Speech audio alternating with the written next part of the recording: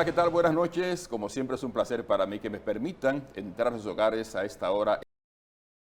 Es un placer que ustedes siempre nos elijan para enterarse qué está pasando en nuestra comunidad. Vamos a hablar de la salud mental. Constantemente hablamos en mi programa de este tema porque si vamos a unos 10 años, era un mito, era un tabú hablar de la enfermedad, los trastornos mentales, para trabajarlo de alguna forma, porque nos catalogaban de locos, nos catalogaban de desquiciados, pero nuestro compromiso es que ustedes también se informen. Y estuve leyendo un artículo de los países donde menos las personas sufren de trastornos mentales y tiene que ver mucho con la forma que nos manejamos, la forma como tomamos la vida. Por ejemplo, República Dominicana aparece creo que en el puesto número 3, Puerto Rico en el número 2, y es la característica de los caribeños de que todos nos lo vacilamos, a todos le sacamos provecho. Si tenemos un huracán, pues jugamos dominó o tomamos cerveza o ron. Si hay dificultades, y a todos le sacamos provecho.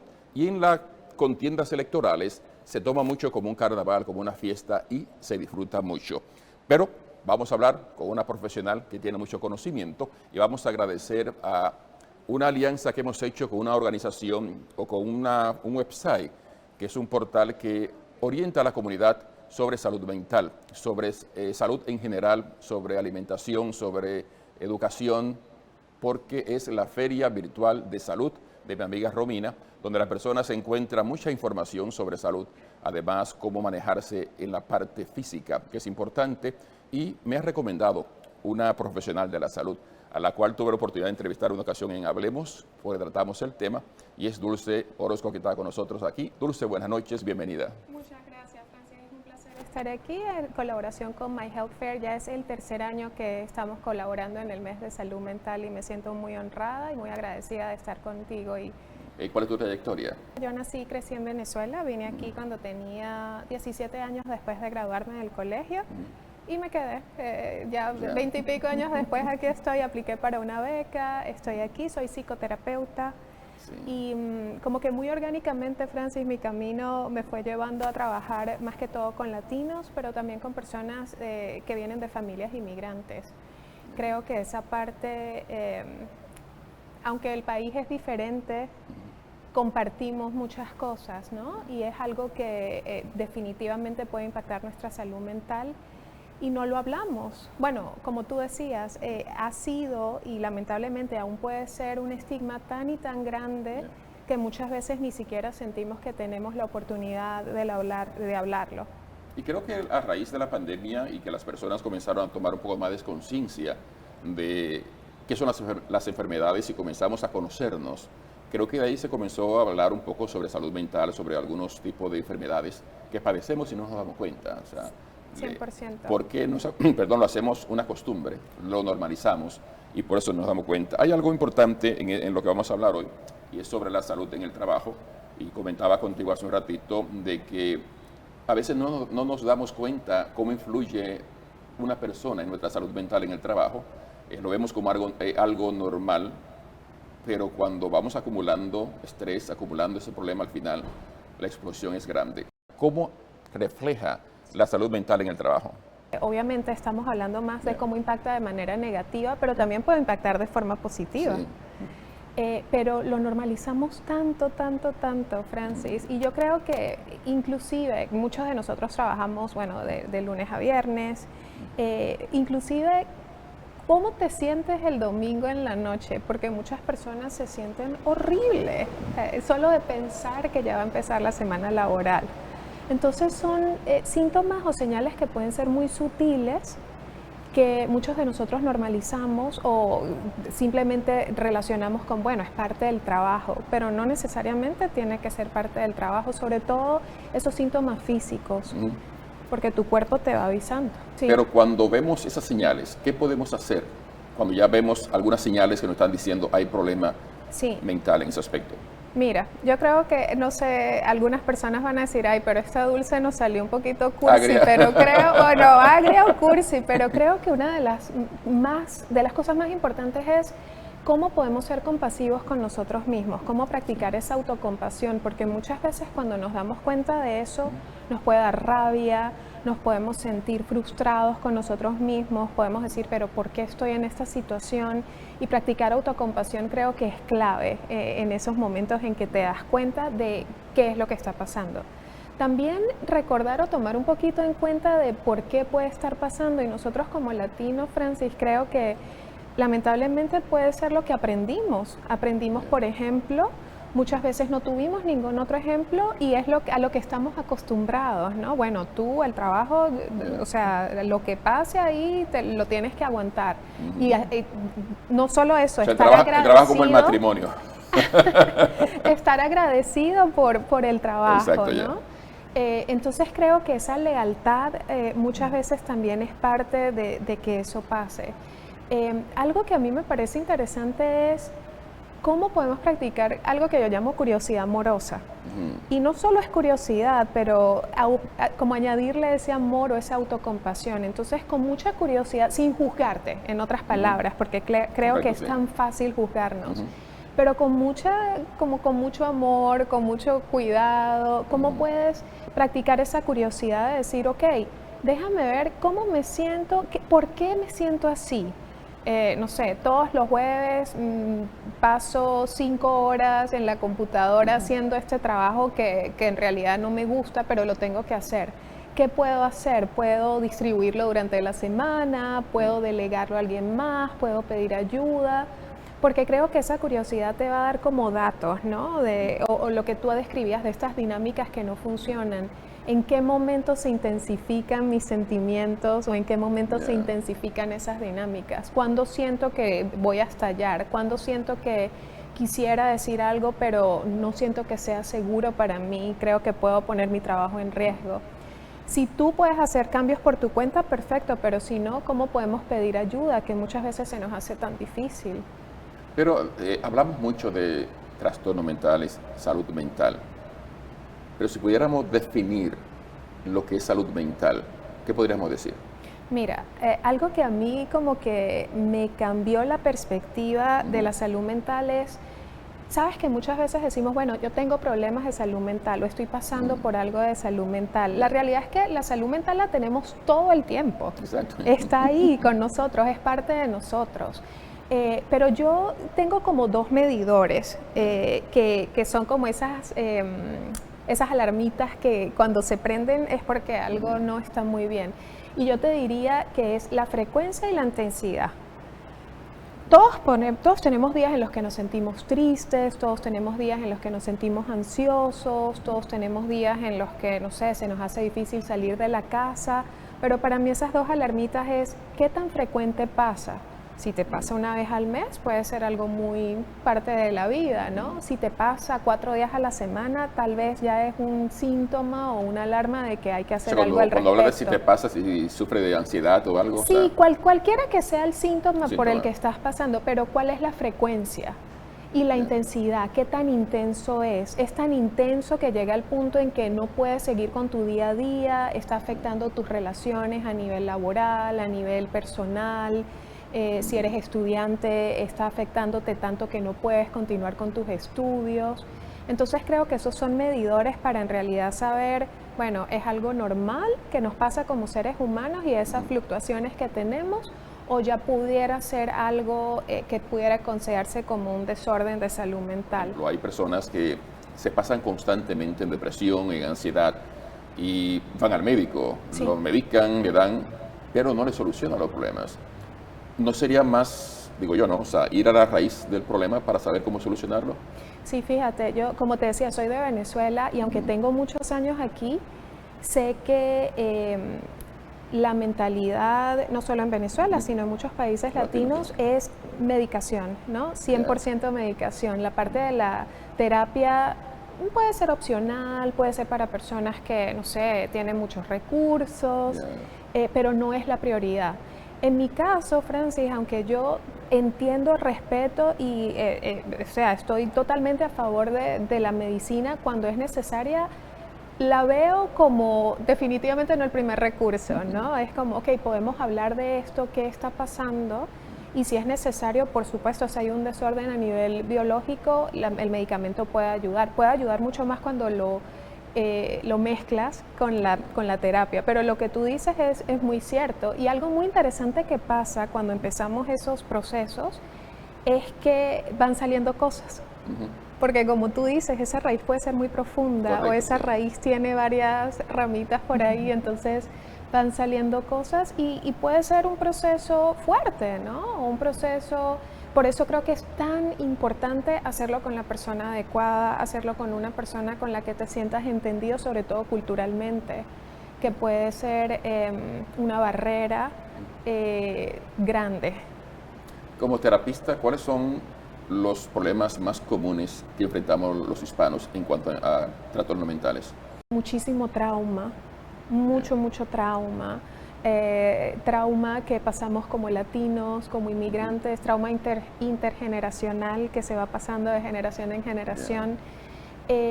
Bueno, mucha depresión también, mucha ansiedad, pero a raíz de que he ido pues evolucionando en mi proceso y trabajando en mi práctica privada, ahora más que todo trabajo con mujeres latinas en terapia individual y con empleados latinos y estudiantes latinos.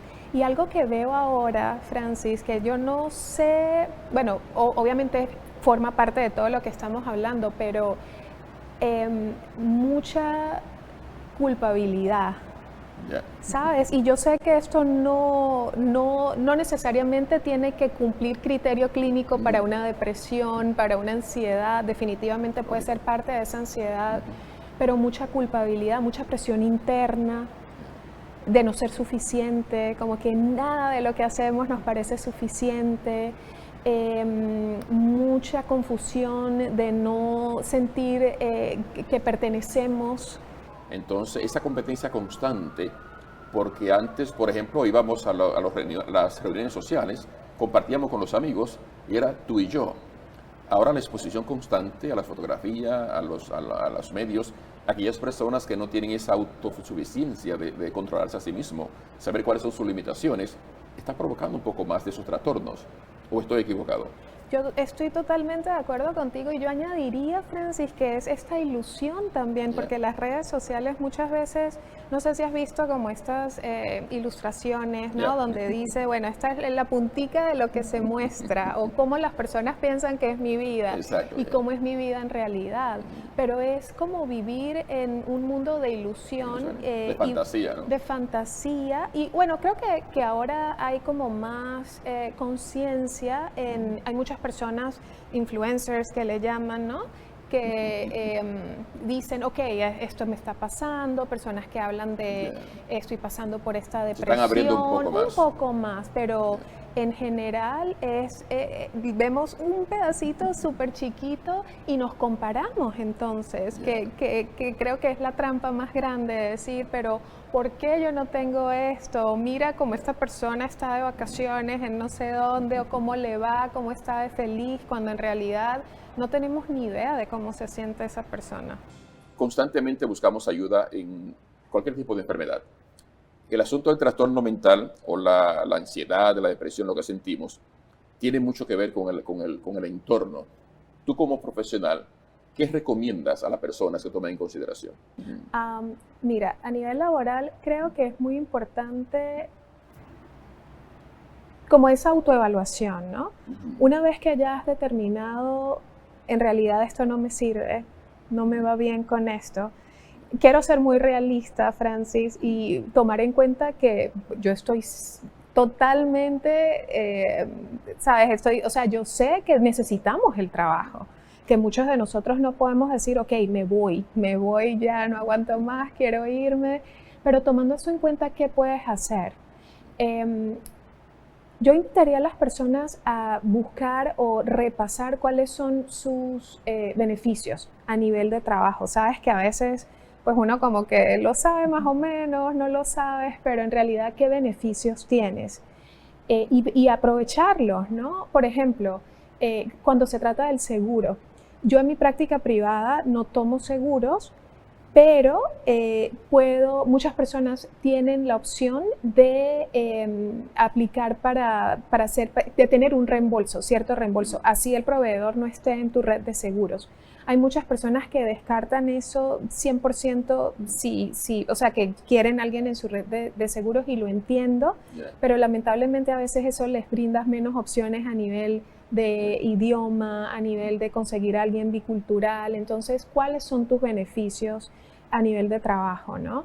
Algo que también yo invitaría a las personas es a saber cuáles son tus aliados, cuáles son esas personas con las que en el trabajo en realidad te sientes seguro para tener ciertas conversaciones. Y muchas veces, Francis, tal vez eso no va a pasar dentro de tu trabajo, entonces, ¿cómo lo puedes buscar afuera? ¿Cómo crear esa comunidad donde te sientas bien afuera?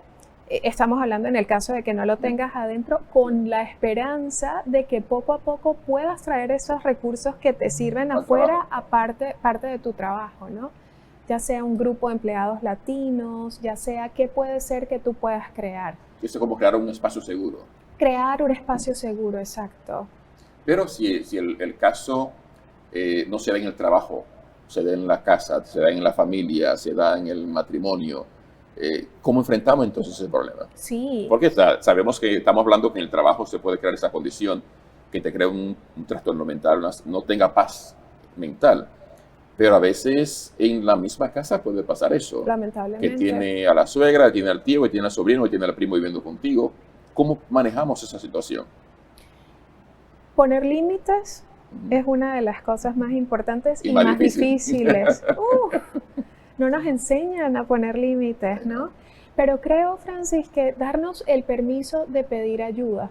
Porque muchas veces, creo que ya cuando las cosas llegan al punto que estás describiendo, probablemente hemos tratado varias cosas que no nos funcionaron y la situación va escalando. No solo la situación, sino también lo mal que nos sentimos. Entonces, ¿cómo podemos pedir ayuda? Ya sea ayuda profesional, buscar a alguien con el que tú te sientas seguro. Pero creo que es importante saber que no tenemos que estar solos. Muchos de nosotros somos tan autosuficientes y somos tan buenos resolviendo. En realidad somos la persona que resuelve o al que ayuda, ¿sabes? Esa persona a la que van casi todos los demás. Entonces, ¿cómo ponernos en la situación de decir, ok, esta situación se me está saliendo de las manos, necesito ayuda? Ya sea con un terapeuta, si tienes buena relación con tu doctor de cabecera, como hablarlo con tu doctor de cabecera, pero sentir que no lo tienes que hacer solo, porque creo que ese es el punto en el que tantos de nosotros como que seguimos ahí tratando y tratando cosas y la situación va empeorando y va escalando. Todo en la vida tiene límites. Por ejemplo, si sales para Nueva York y no le pones suficiente gasolina al carro, te va a quedar en el camino. Si no hay un espacio de tiempo donde no hay gas, ¿no? Si le echan mucha agua a un vaso y no te para, va a rebosar. En el caso de una persona que sufre de trastornos mentales, que tenga esa situación, depresión, y no busque ayuda, ¿cuál puede ser la consecuencia? ¿Cuáles pueden ser los resultados al final? Creo que eso depende mucho de cada persona, pero lamentablemente estamos hablando de consecuencias letales, de consecuencias fatales, ¿no? Una persona que tenga sentimientos suicidas, una persona que atente contra su vida, una persona que se salga de control y tenga pensamientos de hacerle daño a alguien más, definitivamente cosas muy peligrosas y cosas que pueden evitarse cuando las tratamos a tiempo. ¿Con qué herramientas pueden contar las personas normalmente antes de ir al terapeuta? Sí, a nivel de trabajo, buscar sus beneficios, de nuevo, ¿no? Hay una cosa que se llama... Sus beneficios de salud, sí. Hay una cosa que se llama EAP, que es los Employment Assistance Program, ¿verdad? Con eso es muy interesante, Francis, porque muchas veces te prometen muchas cosas, que vas a conseguir a un terapeuta bilingüe en las próximas 48 horas y a veces pues no es la realidad, pero tú puedes decir, mira, a mí esto es lo que dice ayúdenme por favor, ¿no? Creo que la parte de comunidad es esencial, cómo buscar esa comunidad segura. Y fíjate, aquí en Massachusetts hay muchos grupos estatales, hay grupos nacionales. Sé que a veces nos puede dar un poquito de fastidio ir, no sé, un miércoles en la noche a estos eventos, pero en realidad puedes conocer personas que compartan tus valores, que compartan tu forma de pensar, entonces creo que tiene mucho valor eso. Pedir ayuda definitivamente, mentores, cómo podemos buscar mentores y buscar esa representación, ¿no? Que muchas veces en nuestro trabajo tal vez no tenemos latinos en posiciones de liderazgo o en esas posiciones que quisiéramos tener, entonces cómo los podemos conseguir en otras partes, pero beneficiarnos de ese modelo, de ese modelaje, porque creo que eso muchas veces te puede subir no solo el ánimo, dar motivación, como mostrar que sí es posible, ¿no? ¿Cómo las personas pueden comunicarse contigo? O sea, ¿cómo llegar a ti? Sí, en mi página web es dulceorozco.com. Bien simple. Sí, muy fácil. Orozco con Z, ¿no? Con Z, Yeah. sí. Estoy en las redes sociales, en LinkedIn, en Instagram, como Latina Immigrant Therapist, todo junto. Y esa es la forma más fácil de comunicarse.